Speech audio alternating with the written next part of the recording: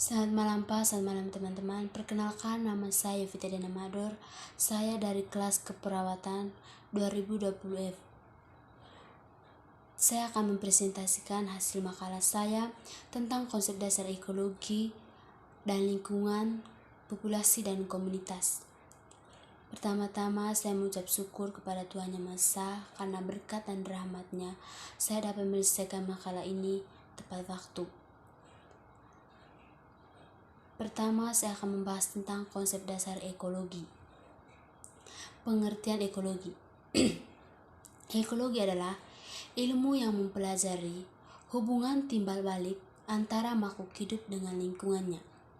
Kata ekologi berasal dari dua kata dalam bahasa Yunani, yaitu oikos dan logos.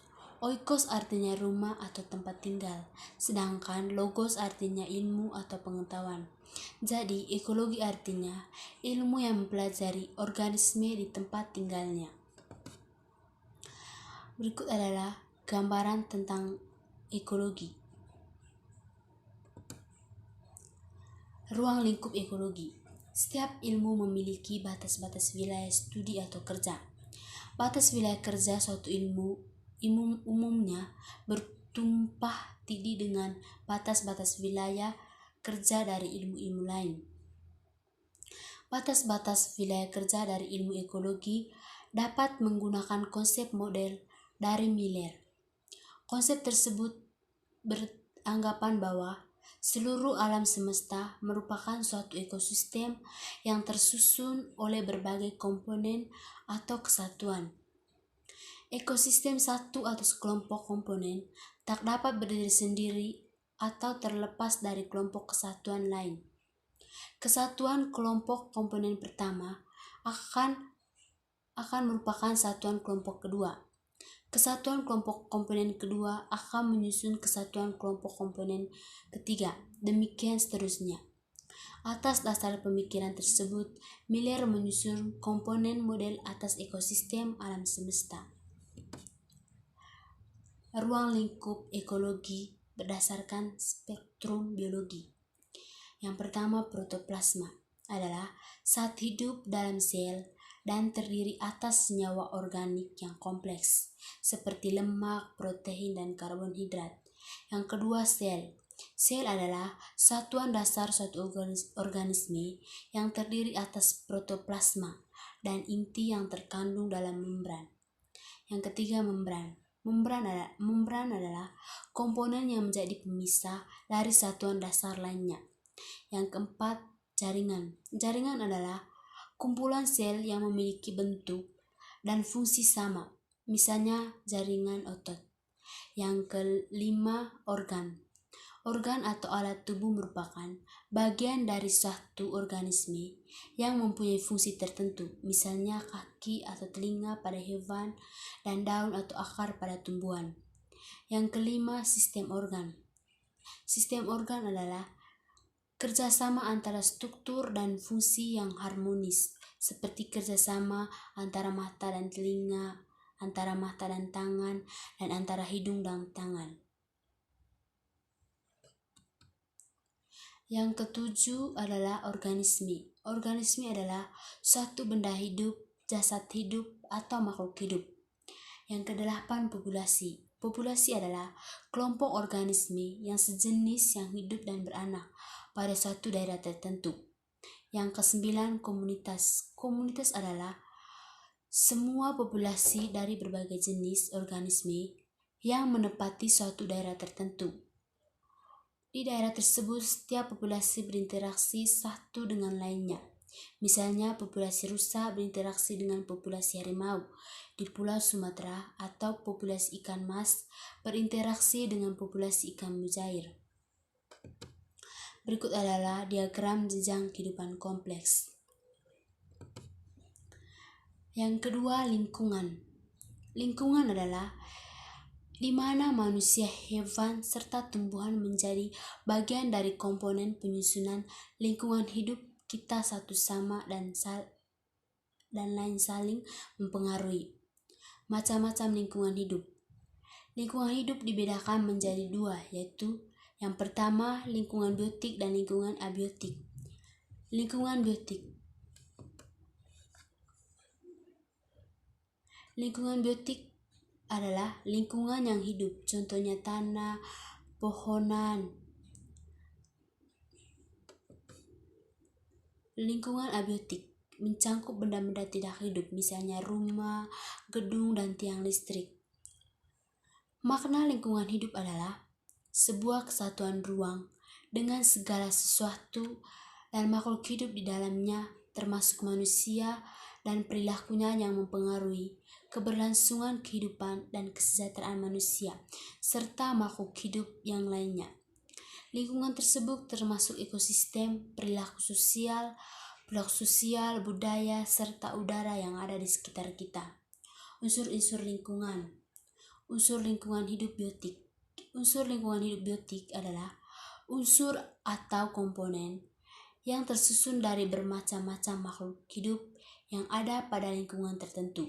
Contoh dari lingkungan hidup biotik adalah contohnya manusia, hewan, tumbuhan, dan mikroorganisme. Unsur lingkungan hidup abiotik. Sementara untuk lingkungan hidup abiotik adalah suatu kondisi atau tempat pada sebuah lingkungan yang menjadikannya penyusunan bentuk untuk mendukung terjadinya sebuah yang dinamakan lingkungan. Contohnya seperti air, tanah, udara, bebatuan, dan benda mati lainnya. Yang ketiga, unsur sosial budaya. Unsur ini adalah unsur yang berbentuk dari aktivitas sosial serta kebudayaan yang dilakukan oleh manusia dan tersusun membentuk sebuah sistem yang terdiri dari nilai, gagasan, serta keyakinan atas perilaku sebagai makhluk hidup yang sosial.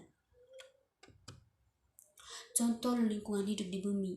Lingkungan hidup alami. Lingkungan hidup alami adalah lingkungan yang terbentuk dari proses alami, terdiri dari bermacam-macam sumber dari alam, serta ekosistem, serta komponen-komponen dalamnya, baik berupa fisik ataupun biologis.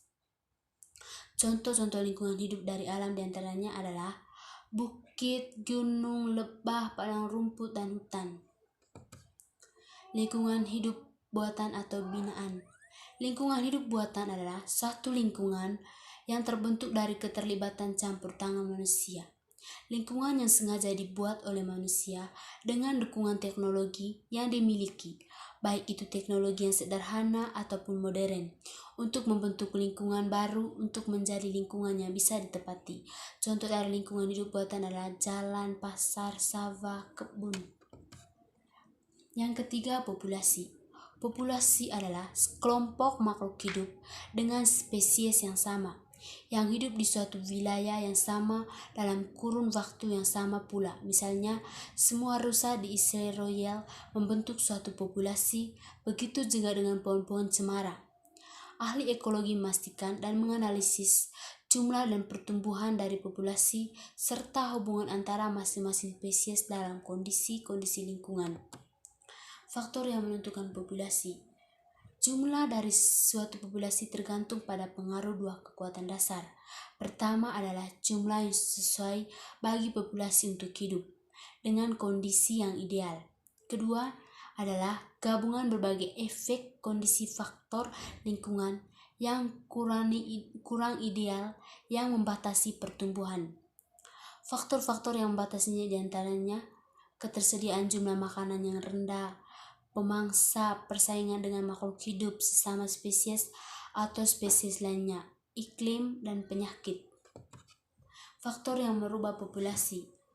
Tingkat populasi dari spesies bisa banyak berubah sepanjang waktu. Kadangkala perubahan ini disebabkan oleh peristiwa-peristiwa alam.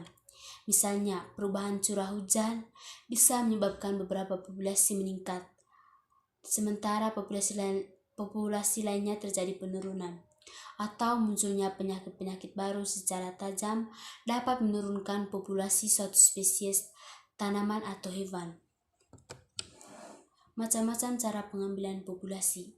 Populasi dapat dibedakan atas populasi sampingan dan populasi sasaran. Populasi sampling adalah keseluruhan objek yang diteliti, sedangkan populasi sasaran adalah populasi yang benar dijadikan sumber data. Sebagai contoh misalnya, kita akan meneliti bagaimana rata-rata tingkat prestasi akademik mahasiswa Fakultas Ilmu Kesehatan, dan kita hanya akan memfokuskan penelitian kita pada mahasiswa yang aktif di lembaga-lembaga kemahasiswaan. Maka seluruh mahasiswa Fakultas Ilmu Kesehatan adalah populasi sampling, sedangkan seluruh mahasiswa yang aktif dalam lembaga kemahasiswaan adalah populasi sasaran. Yang keempat adalah komunitas. Sebuah komunitas adalah kumpulan populasi, tumbuhan dan tanaman yang hidup secara bersama di dalam suatu lingkungan. Serigala, rusa, bareng-bareng, pohon cemara dan pohon beris adalah beberapa populasi yang membentuk komunitas hutan di Israel Royal. Ahli ekologi mempelajari peran masing-masing spesies yang berbeda di dalam komunitas mereka. Mereka juga mempelajari tipe komunitas lain dan bagaimana mereka berubah. Beberapa komunitas seperti hutan yang terisolasi atau padang rumput dapat diidentifikasikan secara mudah, sementara yang lainnya sangat sulit untuk dipastikan. Sebuah komunitas tumbuh-tumbuhan dan binatang yang mencakup wilayah yang sangat luas disebut biome. Batas-batas biome yang berbeda pada umumnya ditentukan oleh iklim. Biome yang utama termasuk diantaranya padang pasir, hutan, tundra, dan beberapa tipe biome air. Peran suatu spesies di dalam komunitasnya disebut peran ekologi atau niche. Sebuah peran ekologi terdiri dari cara-cara sebuah spesies berinteraksi di dalam lingkungannya, termasuk diantaranya faktor-faktor tertentu seperti apa yang dimakan atau apa yang digunakan untuk energi, predator yang memangsa, jumlah panas, cahaya atau kelembapan udara yang dibutuhkan, atau kondisi di mana dapat direproduksi. Itu saja presentasi makalah saya. Jika ada kekurangan atau kata-kata yang salah, saya mohon maaf. Demikian dan selamat malam. Terima kasih.